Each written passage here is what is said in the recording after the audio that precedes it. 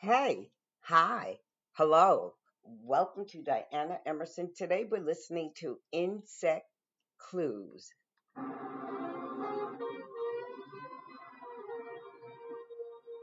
Between 1985 and 1988, 18 transients, hitchhikers, and prostitutes were choked, sexually molested, and left for dead in the desert mountains of California.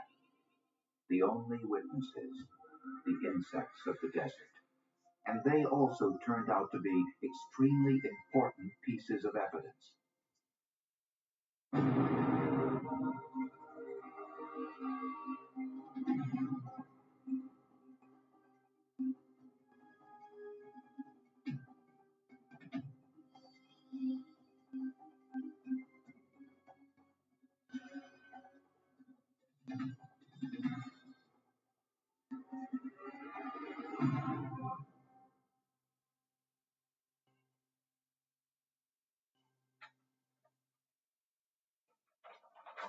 The women who had been choked, unconscious, and sexually molested were all dumped and left for dead in the high desert mountains near San Diego, California. Not all of the victims died, and those who survived all described the same scenario. Several of them had their pants undone and pulled down. Bras were moved up, exposing their breasts. One lady had a nipple ring removed. So we thought there had been some sort of sexual activity, but because they were unconscious, we had no proof of it. Betty Bass was one of the victims. She's had a history of mental problems and is currently homeless. But she can vividly recall the night 8 years ago when she accepted a ride from a stranger. After leaving this motel on El Cajon Boulevard, she looked for a ride going towards Ramona, California. A man in a silver car pulled up and offered to take her part way. I can take you as far as El Centro. He had a clean car, so I thought, that's a pretty good guy, pretty nice guy. I just thought he was okay. As they drove over the mountains, the driver said he needed to pull off the highway to take a bathroom break.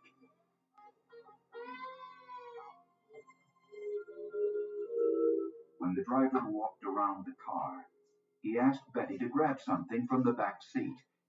As she did, he wrapped his arm around her neck and choked her. The last thing she remembers was losing consciousness. When she woke up, she walked up this hill looking for help. So I walked and I walked and I walked. Well, I finally crawled over this fence. I crawled to the other side of the street. Some family came by, put me in their motorhome, and ate me up a little bit, and then they took me to the hospital. The scene of the attack is right here in the dirt, right by this little knoll. The car tire tracks stopped back here a few feet, and then you could see footprints up into this area. Her clothing, some of her clothing was found here. Police photographed the shoe and tire prints and also recovered 2 Marlboro cigarette butts. On Betty Bass's shirt, detectives noticed a tiny red carpet fiber. This attack sounded identical to another in the same vicinity just 1 month earlier. 2 young girls were hitchhiking together at a restaurant near the interstate highway. A silver compact automobile pulled up and a middle-aged man offered them a ride. Where are you girls gone? We're heading to Tucson. Take you as far as El Centro. Great. Hop in. It was a ride they'll never forget.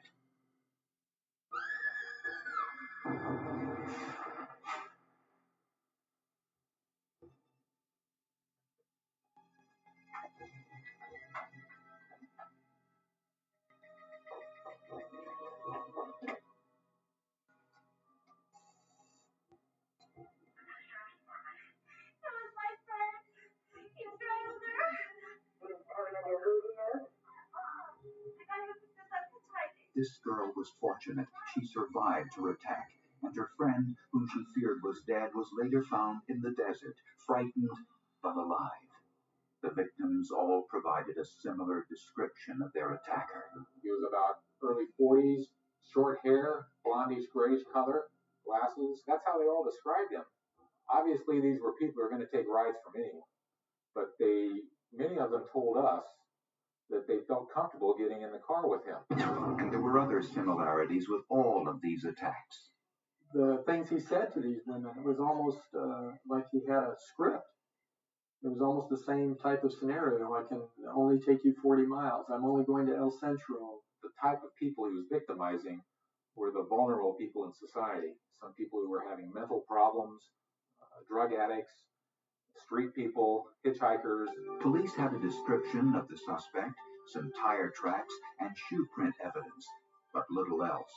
A sexual predator was loose in the mountains of California.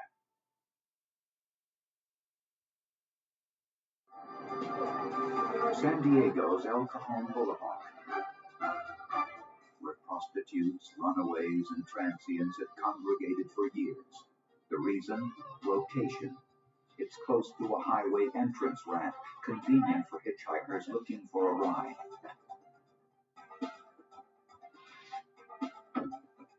And it was here where many of the victims were picked up.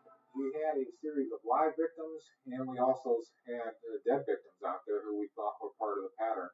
We had what we thought was a pretty consistent pattern, common footprints, common tire tracks, same type of victims being victimized, and certainly the same area where they're being picked up and dumped. When detectives were called to Sheepshead Mountain on July 21st, 1988, they feared another in the series of choke and dump cases. This time, the victim was dead and nude from the waist down. She was found laying on the road here. This was more dug out at the time. The graders come in here every so often. She was more in a ditch type of thing. The victim had been dead for quite some time. Her skin was brown and blistered from the sun. Her legs and feet were covered with blood. It appeared the victim was alive before falling into the ditch because impressions of her arms flailing were found in the dirt. Detectives noticed a blood trail and her bare footprints leading almost a mile up the mountain.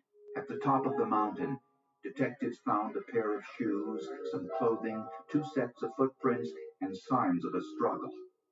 The footprints led detectives to a parking area where they noticed a tire track. It looked as if a car had turned around before leaving the scene. The victim's bare footprints led from the clearing into the brush. Somehow, she gets herself out of this area and then comes back up and then finds her way down the main road. On the body, investigators discovered some tiny clues. Hundreds of live, worm-like creatures. They were carefully collected and preserved, then taken to the forensics lab for analysis. Was it possible these tiny insects could tell forensic scientists something about the victim's last moments alive, or even when she was killed? The autopsy revealed that the victim had probably been choked, but strangulation wasn't the cause of death. The cause of death was actually a laceration of the vagina. The mechanism would have been blood loss from that laceration. The victim was identified as Sandra Swick, a 43-year-old transient from Florida. Swick's body was found in the same general vicinity as many of the other choke and dump victims. All were found the same distance from the interstate highway, usually near a V in the road where the attacker could park without being seen by others. Detectives still didn't have a suspect, but 3 months after Swick's murder, detectives got an unexpected break. While patrolling in the mountains, Sheriff's Deputy Larry Daly noticed a car driving out of a deserted side road. As I came around the bend here, I could see the car coming out. Daly turned onto the side road and saw a woman lying in the dirt, unconscious but still alive. I saw the victim laying on the ground, pants down past her knees, her shirt pulled up to her neck, as if someone had choked her. Daly immediately called for an ambulance and put out a description of the car he saw driving from the scene. After after 3 years of frustration, could this be the break investigators were hoping for? After finding the body of an unconscious woman in the desert, Sheriff's Deputy Larry Daly rushed to his vehicle and called for help. I also called out the description of the vehicle I saw coming down the road towards me. A short time later, this silver Honda was stopped by an officer who heard the call. What I wanted to see was I wanted to see a monster. I wanted to see this monstrous man, maybe someone with 3 arms, who came out and was abducting women and strangling them. The driver was 41-year-old Ronald Porter, an automotive mechanic with a history of sexual offenses. The woman found unconscious in the desert survived her attack and was able to identify Porter as her attacker. Porter confessed to the attack, but would not admit to any of the other attacks over the past 3 years. Investigators believe Porter was responsible, and they also suspected that Porter had murdered Sandra Swick 3 months earlier. To find out if all these crimes were the work of one individual, San Diego authorities sought help from the FBI and their unit, which specializes in studying serial murderers. That another offender would choose to abduct the same type of victim, bring it to the same type of location, do the same types of acts with them in the same locations, almost the exact locations. It became pretty evident to us that the probabilities favored it being one person. Larry Ankrum identified the remote desert dump sites as the signature element of all of the crimes. The attacker invested lots of time and effort into finding these remote locations. Another signature element was the type of women he chose. He's making an assessment before he decides he's going to go ahead and ask her if she needs a ride. And when he's made that initial impression, then once he's decided, yeah, I can control this victim, then she gets in the car and then it becomes somewhat of a game with him to get her where he wants to go. The FBI was convinced that all of these crimes were indeed the work of the same individual. The next step was for San Diego authorities to prove that Ronald Porter committed these crimes. The carpet fibers in Porter's car were microscopically similar to the red carpet fiber found on the blouse of Betty Bass. Tire tracks found at some of the crime scenes were similar to the print on the spare Michelin tire found in the trunk of Porter's car. And when searching Porter's apartment, police found shoes and boots with tread marks consistent with those found at some of the choke and dump crime scenes. A walkie-talkie discovered in Porter's storage shed belonged to a woman who was choked and dumped in the desert mountains a few years earlier, and the blouse worn by that same victim contained a semen stain. A DNA analysis of Ronald Porter's blood matched the semen stain from the blouse. But despite all of this evidence, prosecutors faced a major legal problem. By the time police arrested Ronald Porter, the statute of limitations on most of these assault cases had run out. If prosecutors were going to send Porter to jail for any length of time, it would have to be for the murder of Sandra Swick. But the Swick murder was their weakest case. Investigators found no semen, no blood, no hair or clothing fibers which could link Ronald Porter to the Swick crime scene. A tire track found at the Sandra Swick attack site was too faint for analysis. However, some of the tennis shoe prints found at the Swick crime scene were similar to a pair of tennis shoes found in Ronald Porter's apartment. But Porter's attorney says a similar tennis shoe print is inconclusive. But 5 million other people with similar shoes, with similar treads, could also have made the print. And the prosecution faced another problem. They weren't exactly sure when Sandra Swick was murdered.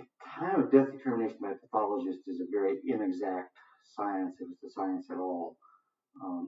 There are certain changes the body undergoes, and we can predict general time frames for those, but there's a lot of different variables that affect it. If prosecutors wanted to convict Ronald Porter of murder, they needed more. Could the tiny insects found on Swick's body tell forensic scientists when Sandra Swick died and tie Ronald Porter to her murder?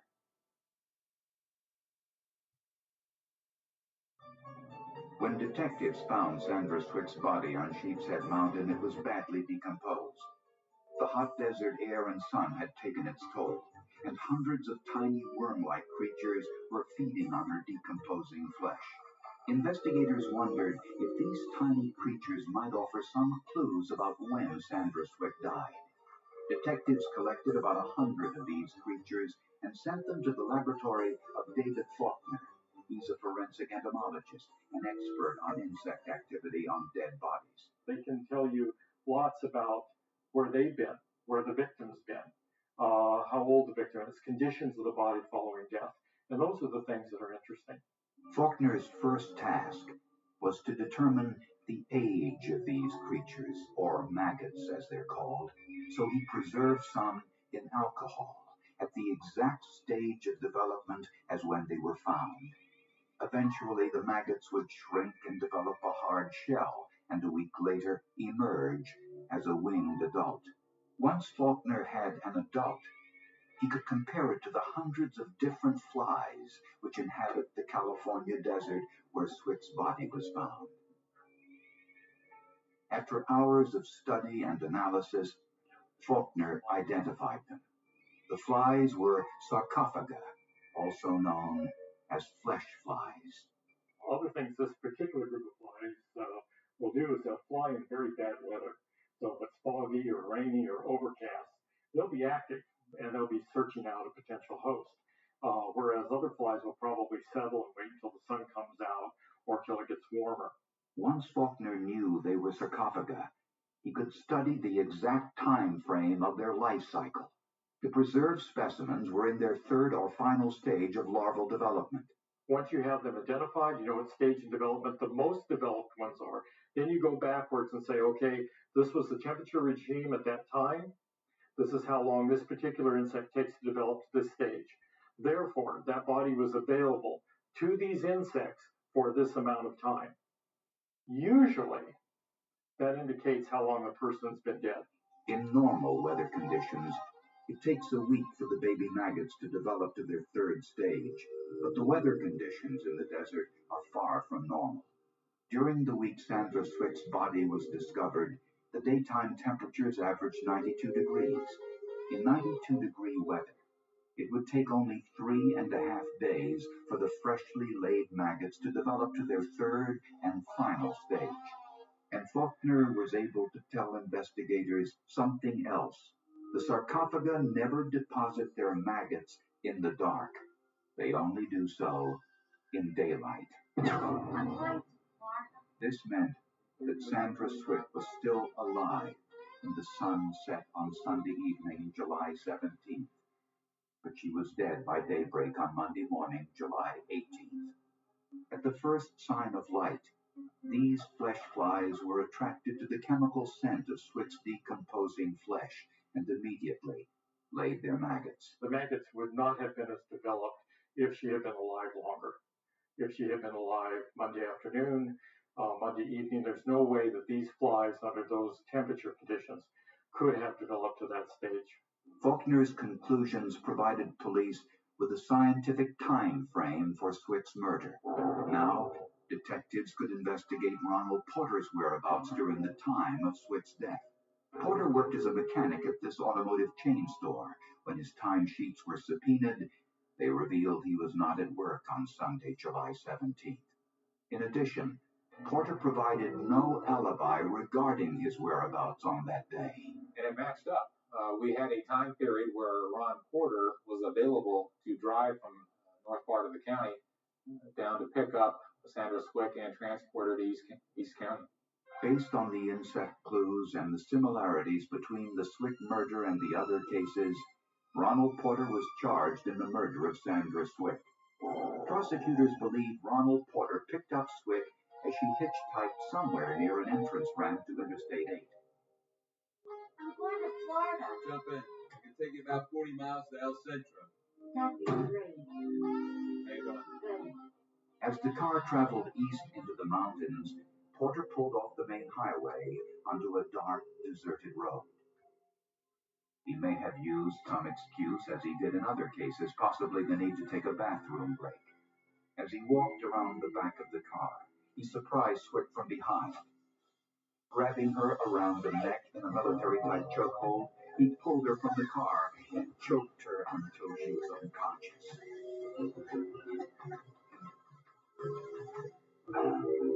He threw her to the ground, removed her clothes, and sexually assaulted her with his hand.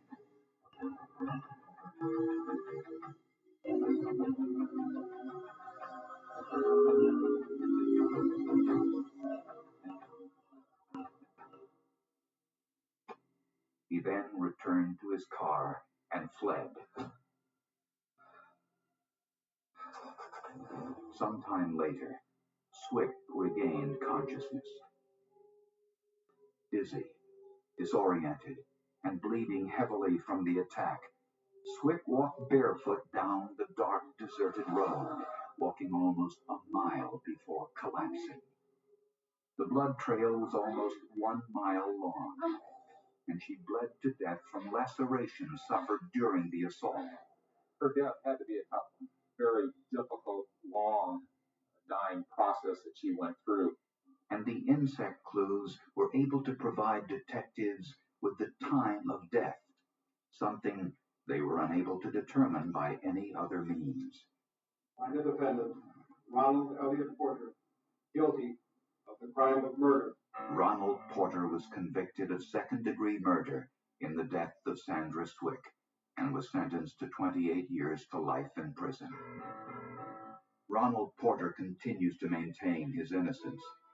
The insect clues were an important element in their case against Ronald Porter, and they told David Faulkner all he needed to know about Sandra Swick's brutal attack and murder. You get a lot of information from them, whether a body's been moved, how long the person's been dead, or how long the body has been available to insects, whether the body's been buried, whether the person took drugs, whether they had been poisoned. All these different sorts of things could be in the insects that are collected or removed from the body.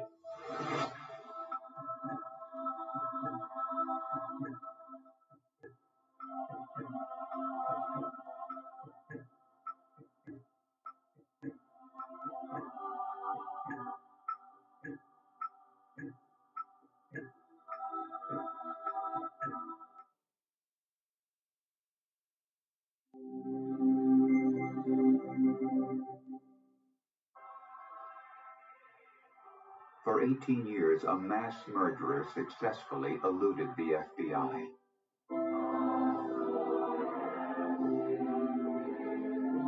He was wanted for the murder of his entire family.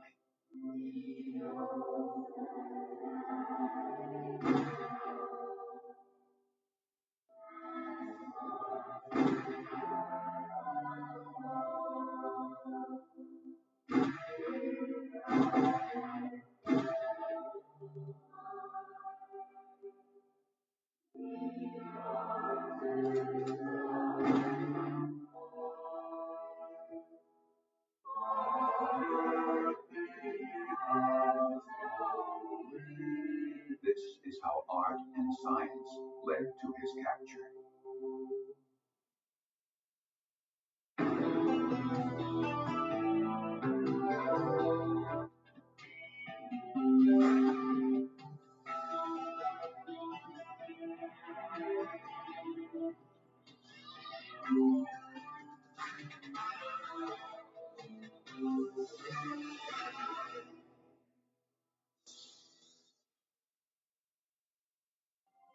The List family lived in this large Victorian home in the quiet, affluent town of Westfield, New Jersey.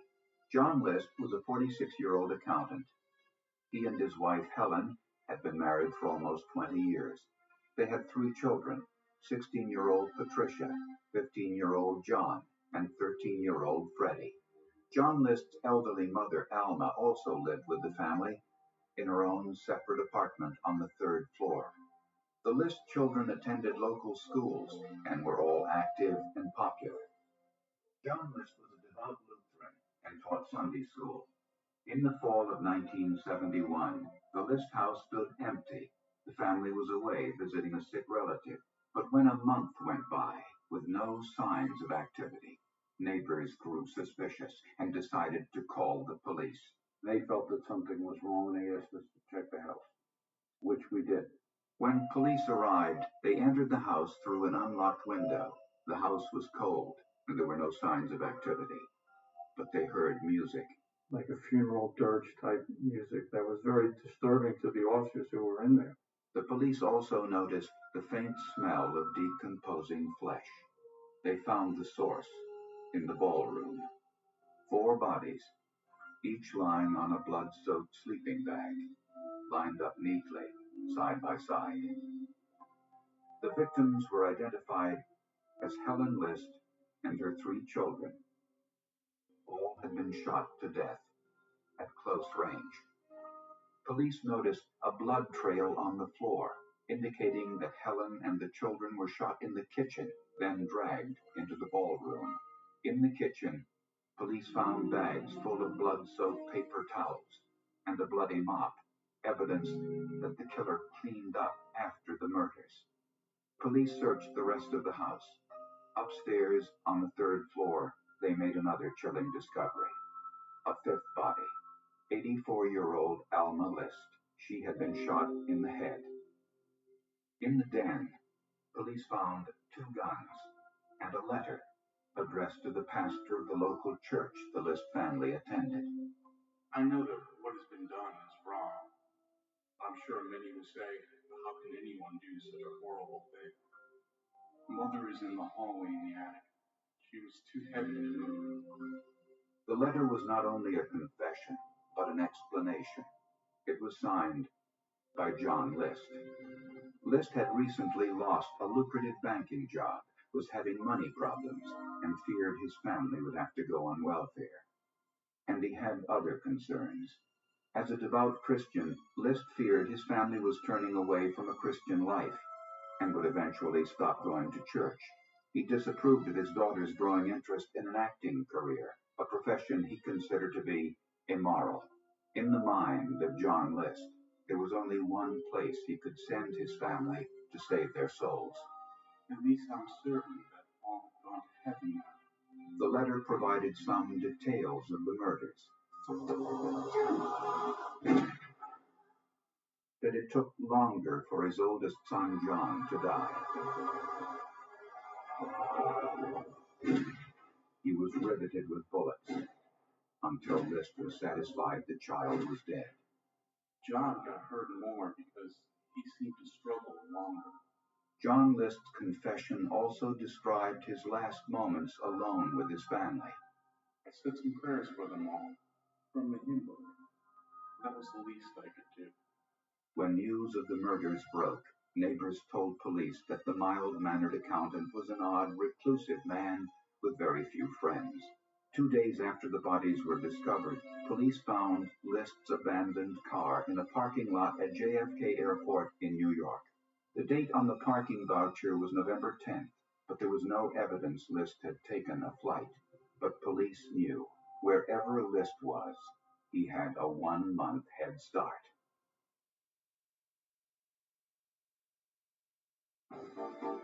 The manhunt for a mass murderer had begun. Police issued a nationwide murder warrant for the arrest of John Emil List. He was wanted for the murder of his entire family. It was a high priority case. It was sent to every FBI field office, every post office, and to other law enforcement agencies across the country.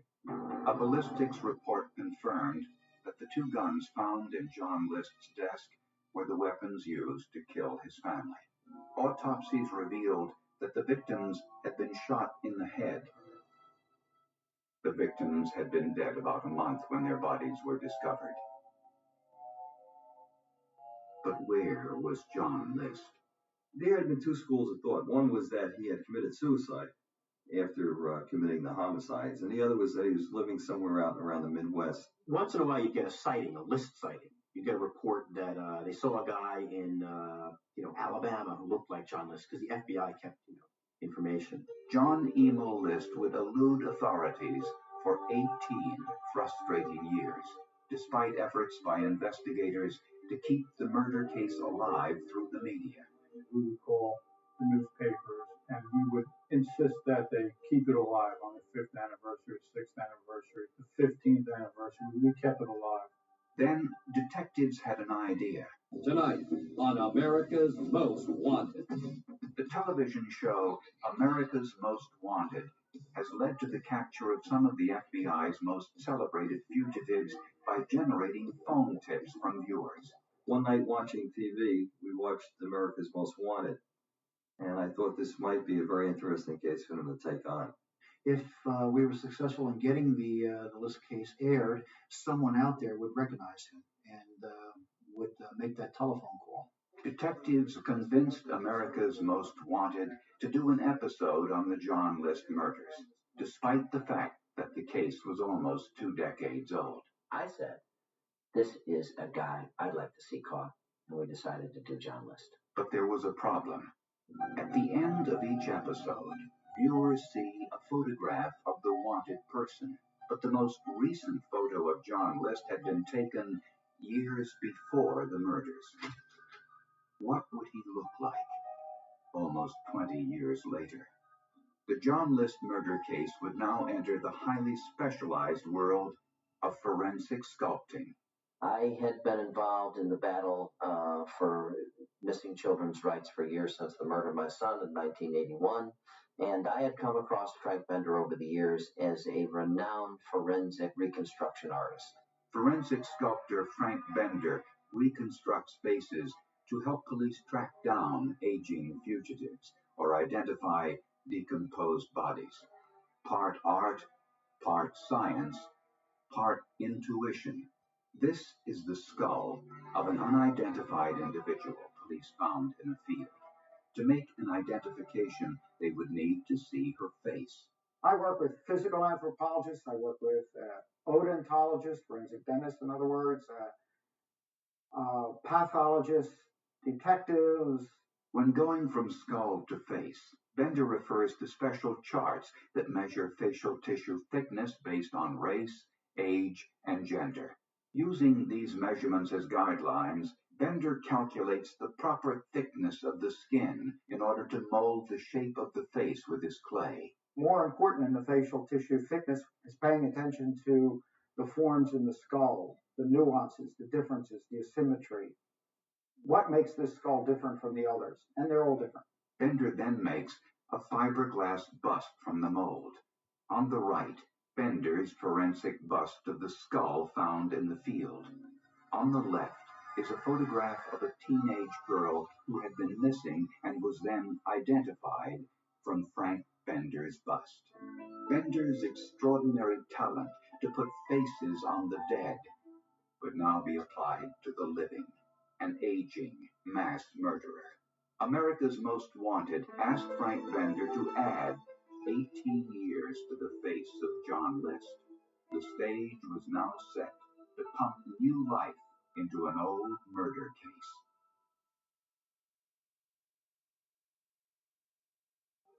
This is John List in 1971. Frank Bender's job was to figure out what he would look like 18 years later. All he had to work with were some old photographs. Computers can age a face, but Bender's old-fashioned hands-on technique gives the forensic bust a personal touch. A lot of these computers nowadays will just add like 5 wrinkles because they're 8 years older. Well, sometimes you could actually look better after a few years if you took care of yourself. To look at John List, the individual, Bender needed a psychological profile of the killer. I get into the head of the person. In a sense, I want to become that person while I'm working on the fugitive. I want to feel like that person. I want to know everything about that person. He called on the help of forensic psychologist Richard Walter. Together, sculptor and psychologist would predict how John List would age. Bender and Walter pored over newspaper articles and photographs to analyze the man behind the murders. They researched his strict upbringing by German parents. The Lord is my shepherd, I shall not want. The Lutheran Church had been a focus of young John's life. He was an only child and the son of an overly protective, domineering mother. List had a master's degree in accounting, but lacked social skills and had a history of losing jobs. The psychological profile revealed a man who killed out of anger and retaliation because of his own failure. The perpetrator has a history of frustration and feeling entrapped by women, generally women of their own age group or older, or women in authority. The psychological profile helped reinforce Bender's vision of the aging fugitive. I had his mouth going down on the corners because of anxiety that I felt he carried with him from committing these crimes. And Richard brought out that it wasn't guilt from killing his family, but the anxiety of the fear of being caught. Bender also took into account genetics. He looked at photographs of John List's parents and added sagging jowls and a receding hairline to the bust. List had a surgical scar behind his right ear, and Bender researched how the scar would look as he aged. With the fiberglass bust complete, Bender painted the skin and hair, and put List in a suit and tie, what he and Walter thought List would wear most of the time. But the bust wasn't complete. The final touch would be a pair of glasses.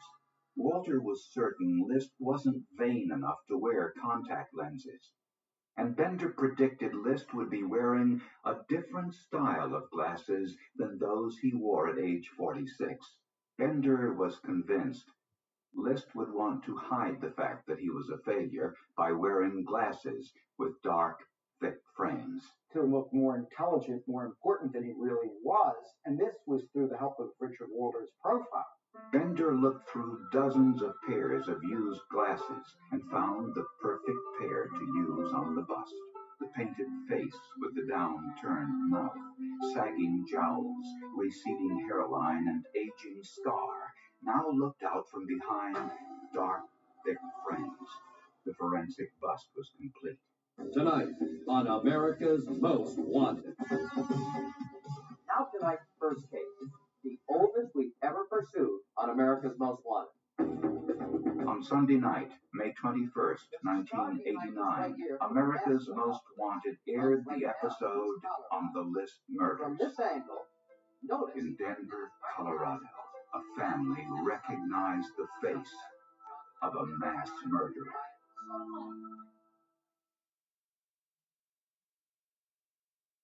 If you know anything about John List, call the night America's Most Wanted revealed the forensic bust of John List, Wanda Flannery and her daughter were watching from their home in Denver, Colorado. Much to their horror, they saw a striking resemblance between John List and a former neighbor. And it just all started adding up gradually.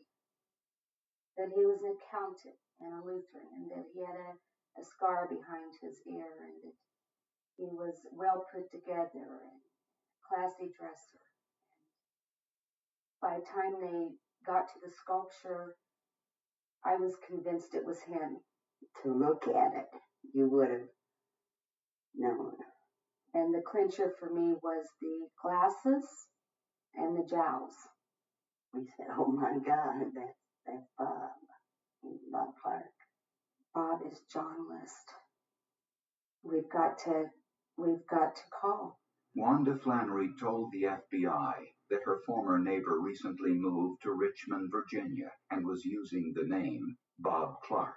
The FBI closed in, and agents arrested Robert Peter Clark at the accounting office where he worked in Richmond. I approached him and I asked him, I said, "Are you Mr. Clark?" And he said, "Yes." And then I said, "Are you John List?" And he says, "No, I'm Robert P. Clark." But Bob Clark had a scar behind his right ear, and a fingerprint check matched prints on a gun permit application John List had filled out 1 month before the murders. Bob Clark and John List were the same man. I said, they got him. That was it. They got him. Amazingly, John List wore the same style glasses that Frank Bender had used on the forensic bust. Frank Bender was 100% right. The picture of John List when he was captured was put next to the picture of that bust on the front page of the New York Times. John List had the same exact glasses on that Frank Bender had put on the forensic bust. It was uncanny. It was almost as though the person who did the bust had actually been looking at John List when he did it. At John List's trial, the story unfolded of how the mild-mannered, church-going accountant meticulously planned the brutal execution of his entire family. List had lost his job, buckling under the strain of mounting bills and the perceived moral decay of his family. John List made a decision. He decided he wanted to do this. This was the only way out. This was the way for him to start with a clean slate, and that's why he did it. After the children left for school, John List put his plan in motion. He shot his wife in the head at point-blank range. He then climbed 2 flights of stairs and entered his mother's apartment.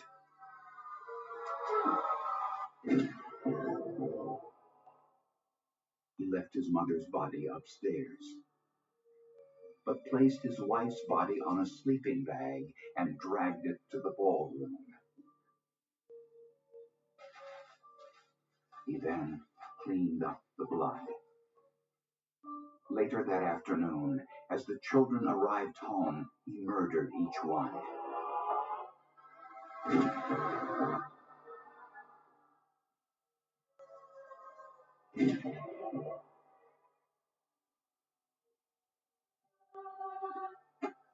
The oldest boy, John, put up a struggle, and List fired 10 times.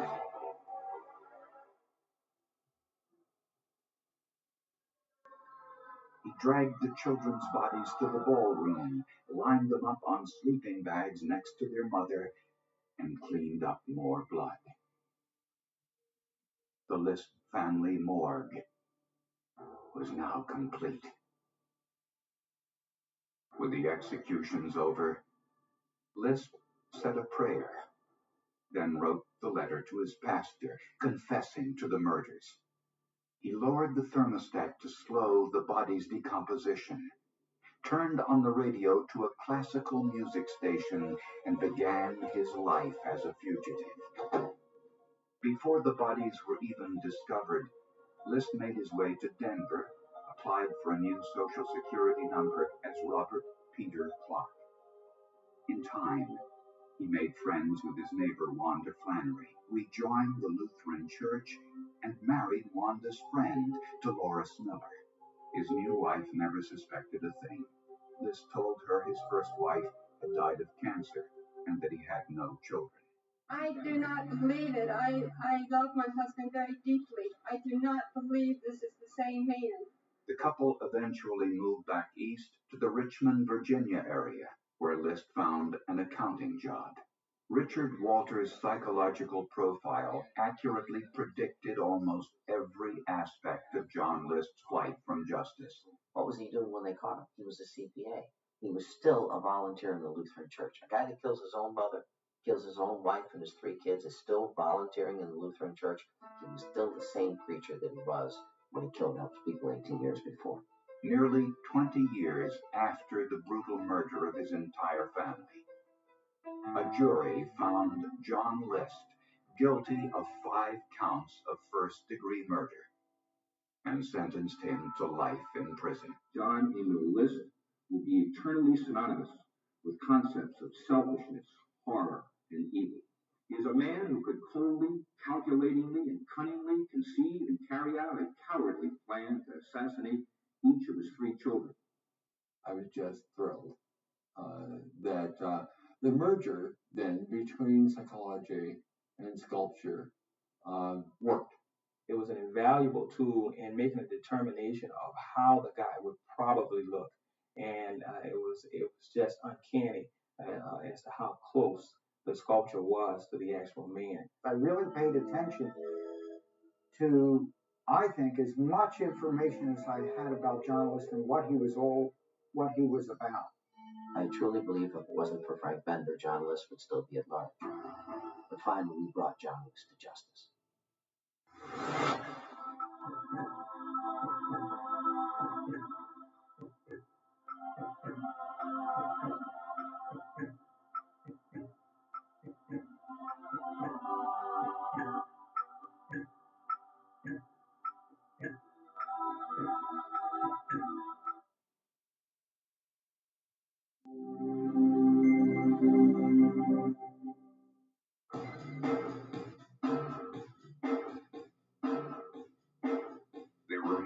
eyes on Lana Long as she walked out on stage for her nightly routine.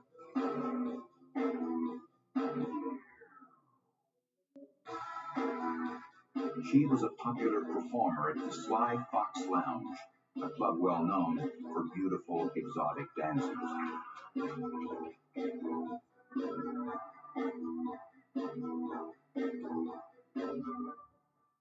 Sometime after the performance, Lana Long had an unexpected encounter.